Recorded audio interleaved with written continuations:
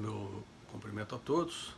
Na aula de hoje, ainda em continuação ao tema do adimplemento e extinção das obrigações, trataremos de duas hipóteses previstas no Código Civil brasileiro, iniciando pelo lugar do pagamento e do tempo do pagamento.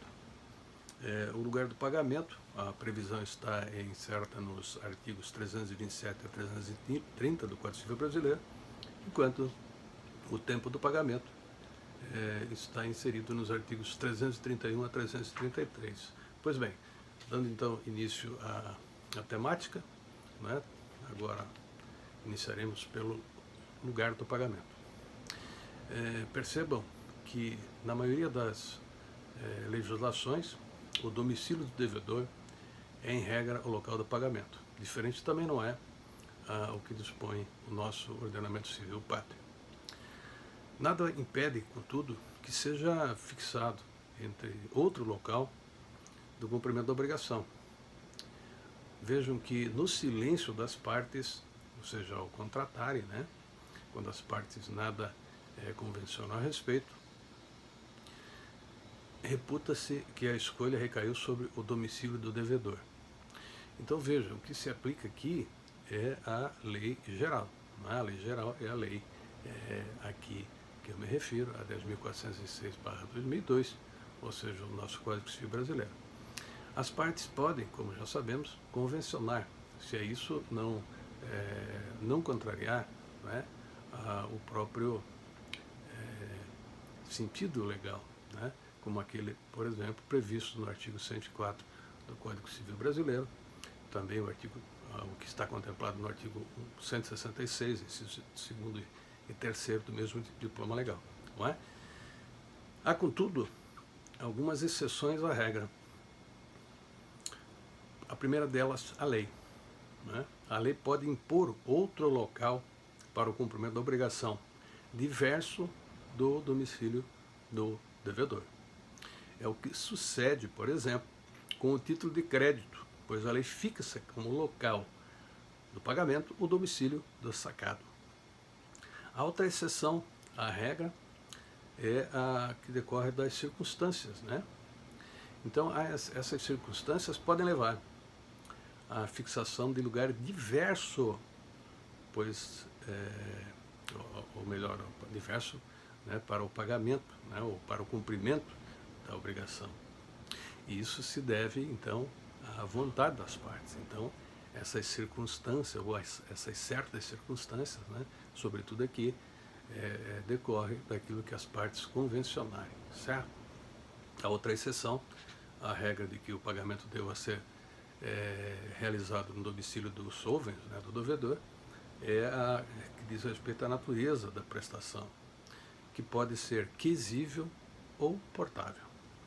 Aqui, então, é necessário distingui-las, né? Obrigação portável, ou também designada de portable, é aquela que deve ser cumprida no domicílio do credor. Já a obrigação quesível ou querable é aquela que deve ser cumprida no domicílio do devedor. As principais regras acerca do local do pagamento são as seguintes. Em primeiro lugar, se houver mais de um local para a realização do pagamento, a escolha do lugar em que este se dará compete ao credor. Então é do credor, né, o direito de escolher onde será realizado o pagamento. Segundo, no caso de obrigação quesível, lembre-se, aquela pagável no domicílio do devedor, se o devedor alterar o seu domicílio, o credor poderá exigir o pagamento no domicílio anterior ou no atual. Também fica a critério do credor. Essa escolha onde se dará o pagamento. Em terceiro lugar, no caso de tradição de coisa imóvel, o local de pagamento será aquele em que ela se encontra. Aqui, por uma razão muito óbvia, né? Nós estamos falando de bens de raiz, né? Ou os chamados bens de raiz, entenda-se os bens imóveis.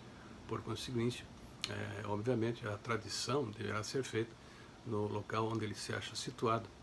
E aqui também a razão decorre, né, do local onde ele se acha inscrito na circunscrição imobiliária competente, né? De tal forma que se duas partes, A e B, um residente e domiciliado em Joinville e o outro residente e domiciliado em Florianópolis, né? Por contrato, resolvem comprar, né? Adquirir e vender, ou vender e comprar o imóvel localizado em Balneário Camboriú, né? O local da tradição, né, do cumprimento da obrigação será então no local da situação do imóvel, no caso Balneário Camboriú. Ou seja, não será o local do pagamento nem o do domicílio do devedor e nem o do domicílio do credor. Quarto, no caso de tradição de coisa móvel, o local do pagamento será aquele em que a mesma se encontrava no dia em que a obrigação foi contratada. E aí resulta óbvio, né? Se a obrigação foi contratada, né, para a entrega de um bem móvel, como por exemplo um automóvel, né, esse teu automóvel na data da contratação, né, estava localizado em Joinville, né, e as partes no momento da celebração do contrato, né, podiam estar em outra cidade, em qualquer outro local. O local do cumprimento da obrigação será Joinville, né? Isso para o caso de coisas móveis.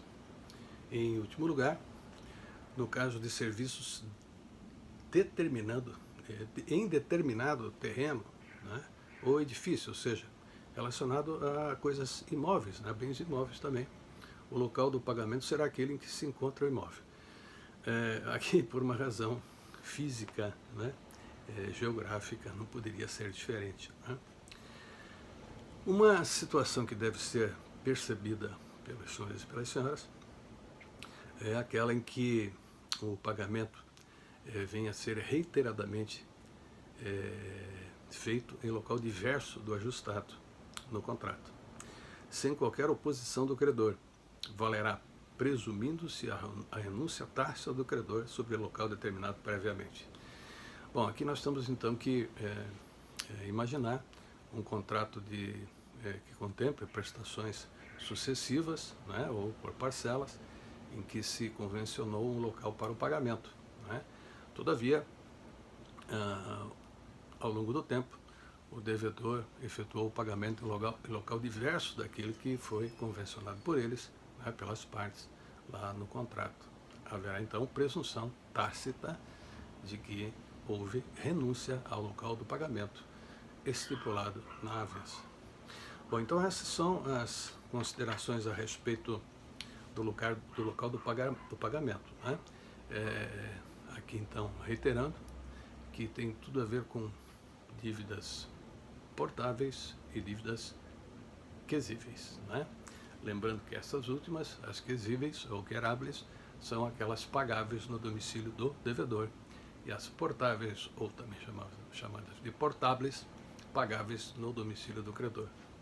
Como disse de início, a regulamentação no Código Civil está contida no artigo 327 ao 330. Né? Bom, no segundo momento, então, falaremos do tempo do pagamento. Né? Matéria que está compreendida lá no Código Civil Brasileiro, como já também antecipei, nos artigos 331 a 333. Bom, a obrigação deve ser cumprida no tempo hábil à satisfação dos interesses do credor. Quando o devedor assume uma obrigação, esta pode ou não indicar tempo do pagamento. Devem, pois, ser consideradas a obrigação com e sem data de cumprimento, e também a obrigação condicional. Em primeiro lugar, então, abordaremos a questão da obrigação com data de cumprimento. E se tratando de obrigação com data de cumprimento determinada, por conseguinte, né, projetada para um futuro certo, né, a exigibilidade apenas se dará no dia do seu vencimento, né, ou seja, quando alcançado aquele futuro certo previsto na avença. O inadimplemento, isto é, o não cumprimento da obrigação no termo fixado, gera a mora da coisa. Essa mora aqui, então, ela é ex re. Né? Aplica-se, necessário aqui mencionar, a regra dies interpellati pro homine, pois o advento da data do vencimento corresponde à da interpelação. Né? Tais considerações aplicam-se às relações jurídicas empresariais também, tendo sido revogado o dispositivo do Código Comercial, o artigo 338, segundo o qual se fazia necessária interpelação judicial.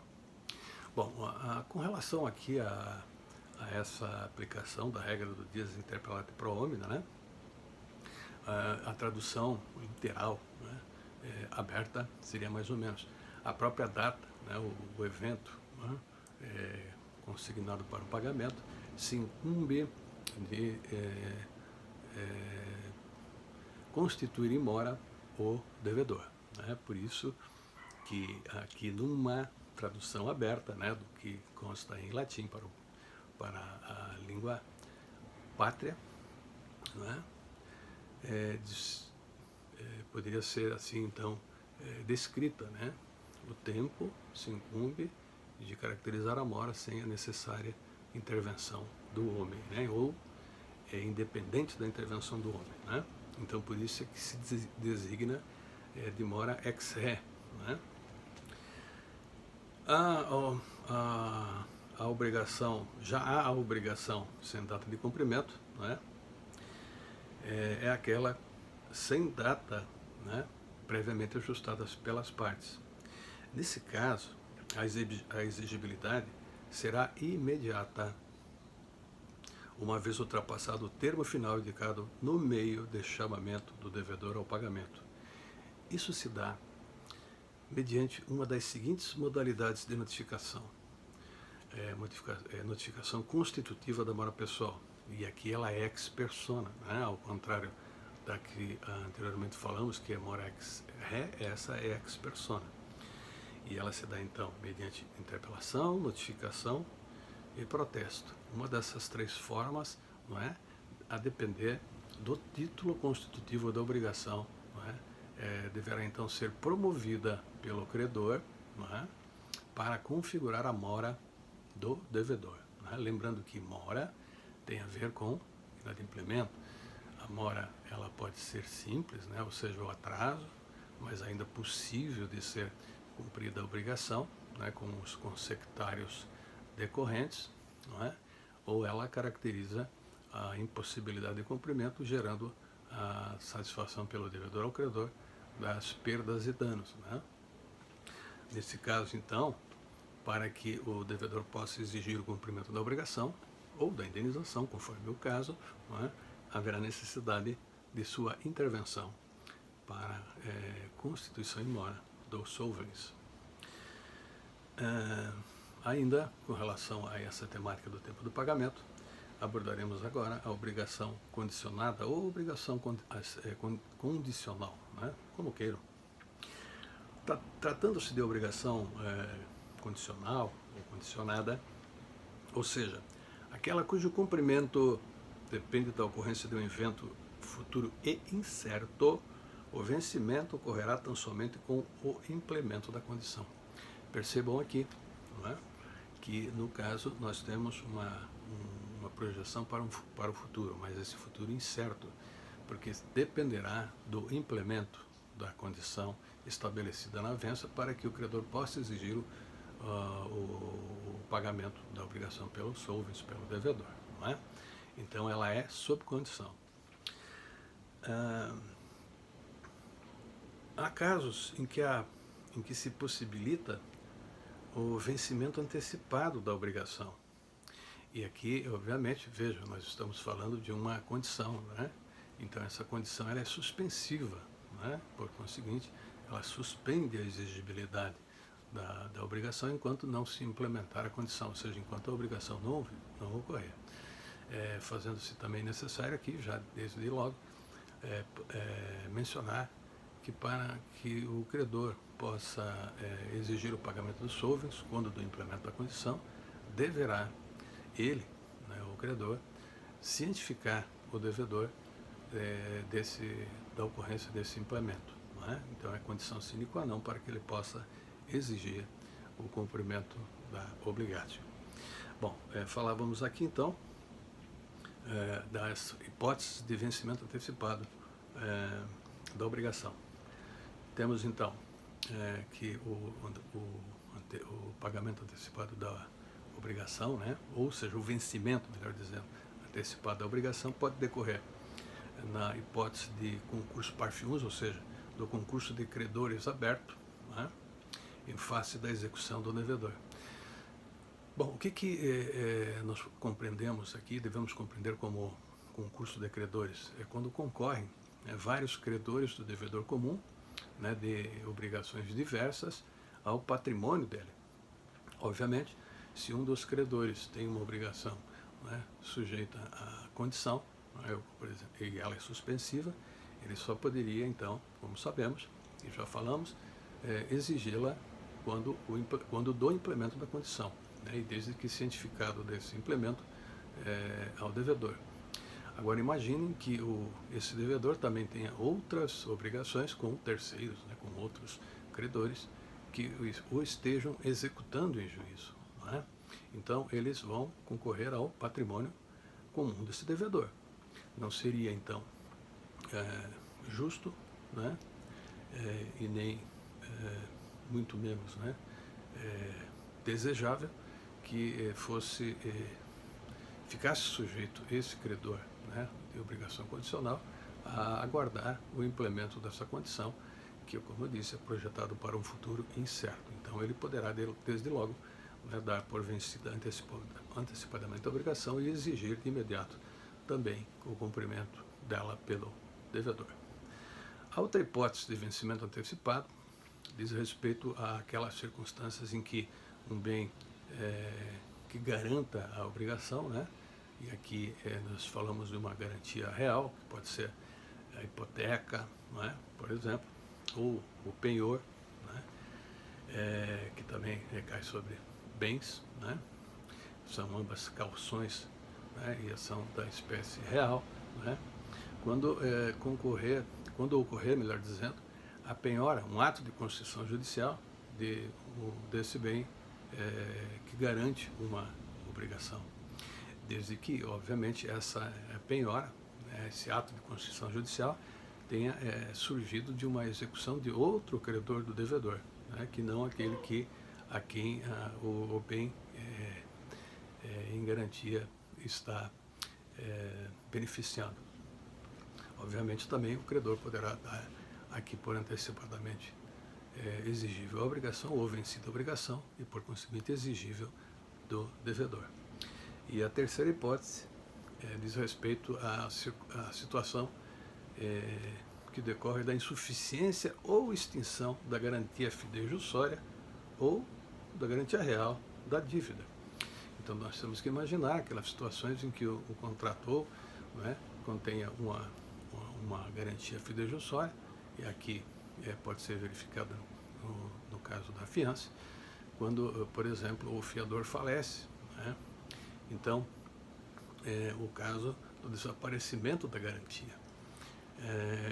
O credor, então, poderá exigir, né, a substituição do fiador, ou seja, que o devedor apresente outro fiador, e se esse não fizer a apresentação de um novo fiador, o credor poderá dar por antecipadamente vencida a obrigação e exigi-la de imediato. Também é o caso, né, do perecimento da coisa dada em garantia naquela outra forma que é a caução real, né, tanto de bem imóvel, como por exemplo se dá com a hipoteca, como também de um bem empenhado, né, que decorre aqui do penhor, né, o penhor sobre coisas que geralmente se dá sobre coisas móveis. Então o perecimento, seja ele jurídica ou fisicamente, toda vez que o credor assim exigir a substituição, né, e o devedor não fizer a substituição da coisa dada em garantia, poderá então dar por vencida antecipadamente a obrigação e exigi-la também de imediato. Não só nos casos de desaparecimento, mas também no caso de deterioração desses bens dados em garantia real, né? Ou seja, naqueles casos em que ocorre uma deteriorização, né? Então a perda consequente do valor da garantia, que deverá ser compensada, né? E se o devedor também, né, provocado pelo credor, não fizer essa recomposição da garantia, né, o valor que assegure o cumprimento da obrigação, poderá o credor dar por antecipadamente vencida a obrigação e exigi-la de imediato. Bom, essas são as considerações a respeito desses dois temas, né, que acabamos de mencionar, que estão então contidos no Código Civil Brasileiro, entre o artigo 327 ao 333. Não é? Se nós formos agora ao Código Civil e passarmos os olhos nesses referidos dispositivos, vamos encontrar ali, né, no texto legal, aquilo que acabamos de ora mencionar. Então era esse o assunto dessa aula. Espero que tenham gostado e até a próxima oportunidade, quando trataremos, né, de outras formas de pagamento, né, que dizem mais a respeito aqui, não é, a prova, né, do pagamento e por aí vai, para depois adentrarmos, né, na questão dos meios indiretos, ou chamados também imperfeitos, ou também por alguns designados de morte acidental das obrigações. Até lá então.